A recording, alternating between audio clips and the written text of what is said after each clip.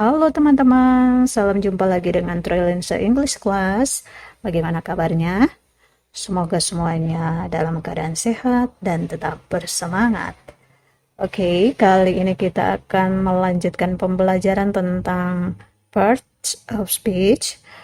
Dan yang akan kita bahas adalah adverb atau kata keterangan. Let's check it out.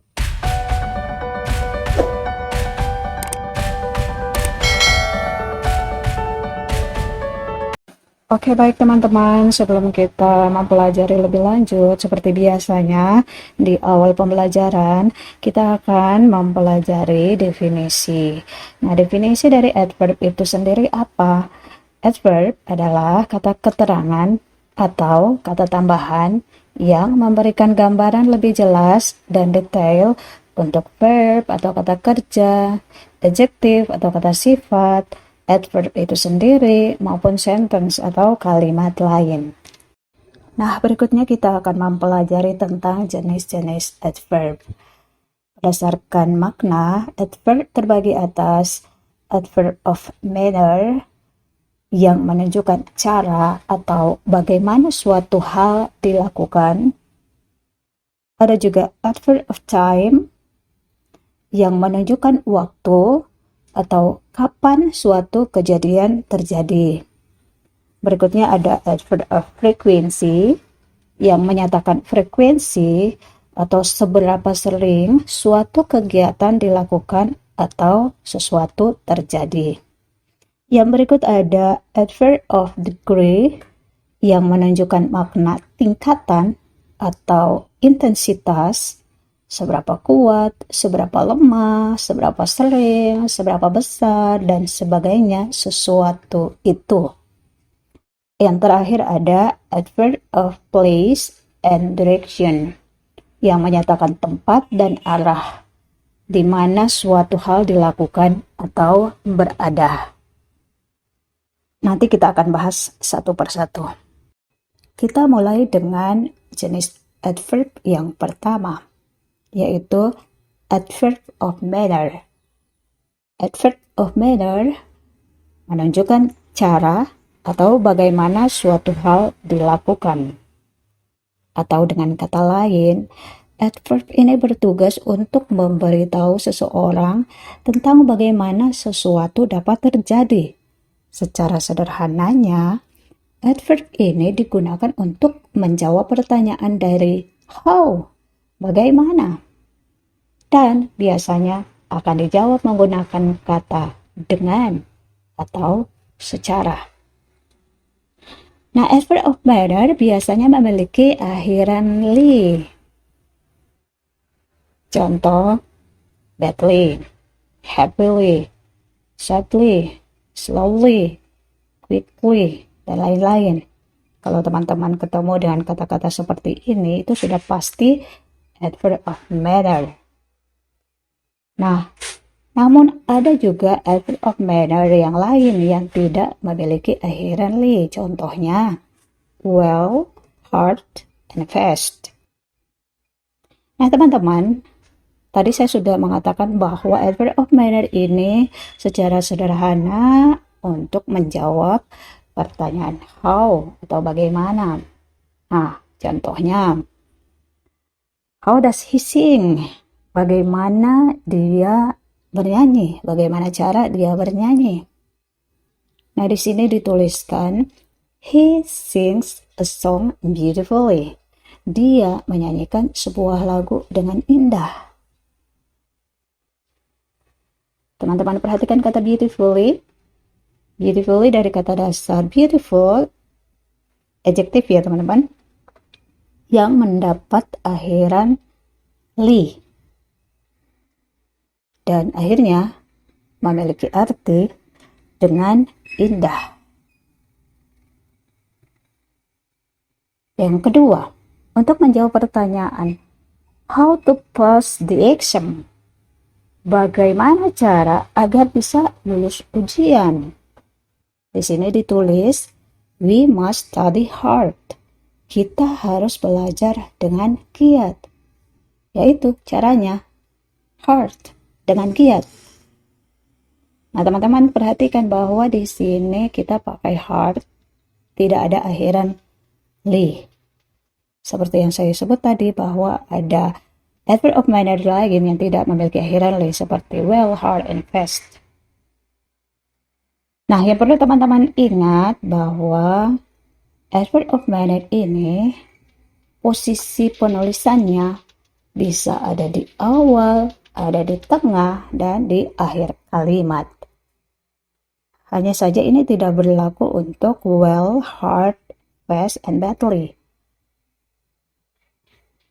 Well, hard, fast, and badly biasanya ada pada akhir kalimat. Sampai di sini teman-teman sudah paham?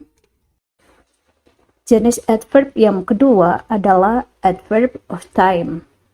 Adverb of time menunjukkan waktu atau kapan suatu kejadian itu terjadi, atau dengan kata lain, adverb of time adalah kata keterangan yang digunakan untuk menyatakan kapan suatu pekerjaan atau peristiwa terjadi.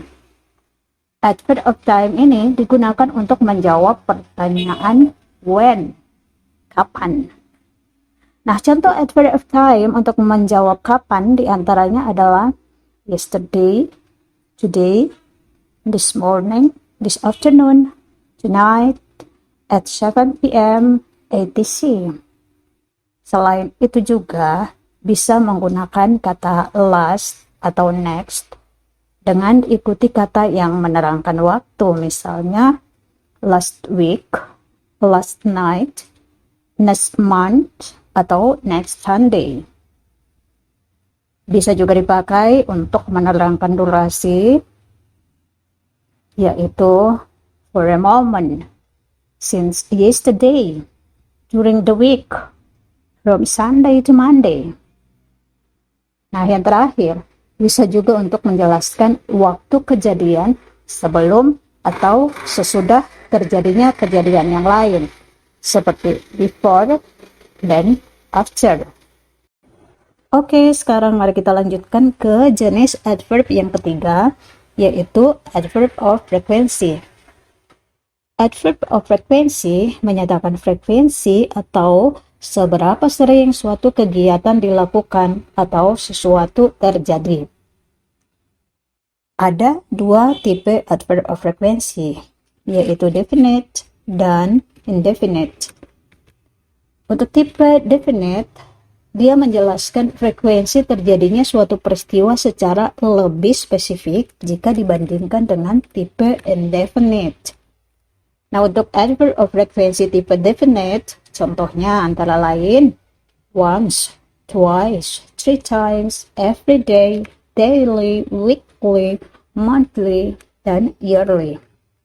Biasanya, adverb of frequency tipe definite diletakkan di akhir kalimat. Contohnya, I wash my hands twice. We pay the rent yearly. Teman-teman perhatikan untuk contoh kalimat tadi. I wash my hands twice. Twice, 2 kali. Saya membersihkan tangan saya 2 kali. We paid the rent yearly. Kami membayar sewa tahunan, yearly. Nah, sementara untuk tipe indefinite, contohnya adalah always, usually, often, sometimes, occasionally, seldom, rarely, dan never. Nah, teman-teman bisa perhatikan grafik di bawah ini. Ini menunjukkan tingkat keseringan dari 0% never sampai dengan 100% always. Seberapa sering? Never kah? Tidak pernah kah? Ataukah always? Selalu 100%? Untuk lebih jelas, teman-teman bisa lihat untuk 0% itu never atau tidak pernah dilakukan. Yang kedua, 5% atau rarely, sangat jarang atau langka. 15% seldom atau jarang. Kemudian dilakukan 30% itu artinya occasionally atau sesekali. Jika dilakukan 50%, itu artinya sometimes atau kadang-kadang. Nah, tingkat keseringannya itu 70%, itu disebut often atau sering. Sementara 80% itu generally atau kerap kali. 90% itu usually atau biasanya. Dan tingkat keseringan 100% itu artinya always atau selalu dilakukan. Biasanya, adverb of frequency tipe indefinite diletakkan di tengah kalimat, berbeda dengan definite diletakkan di akhir kalimat. Nah, contoh kalimatnya adalah I usually run over the hill. I always wash my hands. She never forgets to study. I usually run over the hill. Saya biasanya berlari di atas bukit. Artinya, tingkat keseringannya itu mendekati selalu. Kalau dari grafik kita tadi lihat bahwa biasanya itu di angka 90%. Jadi mendekati 100%, mendekati selalu. Nah, yang kedua, I always wash my hands. Saya selalu mencuci tangan. Nah, ini benar-benar tingkat keseringannya itu sempurna. Selalu. Kemudian yang ketiga, she never forget to study. Dia tidak pernah lupa untuk belajar. Kalau dia tidak pernah lupa, berarti selalu. Jadi never forget. Kalau never sendiri itu 0%, sedangkan never forget itu berarti kebalikan dari itu. Nah, teman-teman bisa membuat contoh sendiri dari keseharian teman-teman untuk mencari tahu tingkat keseringan aktivitas teman-teman. Contohnya, mandi. Seberapa sering teman-teman mandi? Always? Selalu? Ataukah never? Tidak pernah? Jangan bilang never ya.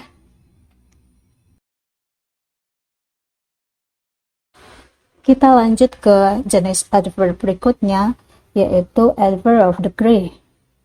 Adverb of degree menunjukkan makna tingkatan atau intensitas. Seberapa kuat, seberapa lemah, seberapa sering, seberapa besar, sejauh mana, dan sebagainya sesuatu itu. Dengan kata lain, adverb of degree memberikan informasi tentang derajat intensitas sebuah kondisi. Teman-teman perhatikan tabel sebelah kanan, ada totally atau benar-benar atau sangat, ada very, sangat, ada strongly, sangat, ada extremely, sangat, ada highly, sangat atau amat sangat, ada overmuch, terlalu atau terlampau, ada completely, sepenuhnya, ada too, terlalu, ada really, benar-benar atau sangat, dan ada hardly, hampir tidak. Nah, pada umumnya, adverb of degree diletakkan di tengah kalimat, tepatnya sebelum verb atau adverb lain, jika yang diterangkan adalah verb atau adverb, atau setelah adjective, jika yang diterangkan adalah adjective. Contoh kalimatnya, I hardly agree with you. Saya hampir tidak setuju dengan kamu. Dalam kalimat ini, kata hardly atau hampir tidak merupakan adverb of degree. Contoh yang kedua, she totally enjoys the movie. Dia benar-benar menikmati filmnya. Totally, benar-benar. Nah, ini adalah kata yang menunjuk pada adverb of degree. Nah, yang ketiga, he lives so simply. Dia hidup begitu sederhana. Kata so, artinya begitu, merupakan adverb of degree. Baiklah, sekarang kita akan melanjutkan ke jenis adverb yang terakhir, yaitu adverb of place and direction. Adverb of place and direction adalah kata keterangan yang menyatakan tempat dan arah di mana suatu hal dilakukan atau berada. Adverb of place and direction adalah kata yang digunakan untuk menjawab pertanyaan dari where atau di mana. Di tabel sebelah kanan, teman-teman bisa lihat ada far artinya jauh, ada in artinya di, ada near artinya dekat, ada over artinya atas, ada here artinya di sini, ada inside artinya di dalam, ada nearby artinya dekat, ada there artinya di sana. Nah, ini adalah kata-kata yang termasuk di dalam adverb of place and direction. Kita perhatikan contoh kalimatnya. Yang pertama, we can stop here for lunch. Kita bisa berhenti di sini untuk makan siang. Yang termasuk adverb of place and direction yang mana? Oke, tepat sekali. Here atau di sini. Nah, jika untuk kalimat yang kedua, the bird sleeps inside the cage. Teman-teman boleh perhatikan manakah yang masuk dalam adverb of place and direction? Ya, tepat sekali. Inside atau di dalam. Bagaimana dengan kalimat yang ketiga? He lives near my house. Dia tinggal dekat rumahku. Ya, kata near, dekat, adalah anggota dari kata-kata yang termasuk dalam adverb of place and direction. Nah, teman-teman, kita telah selesai mempelajari tentang adverb atau kata keterangan.